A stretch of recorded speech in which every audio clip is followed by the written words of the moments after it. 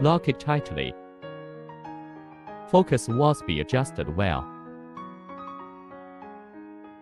We can begin to welding work. When welding metal plates, we have one welding parameter stable.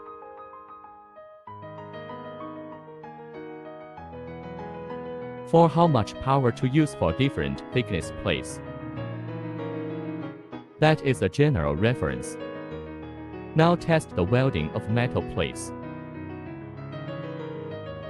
Firstly, let's set the parameters. Our parameter settings are in the process library. Open it. There's a peak power option. For example, if you are welding a 2mm plate of stainless steel, we will probably have to set 500 to 600 watts. Here we set 600 output watts and save it. Import the data.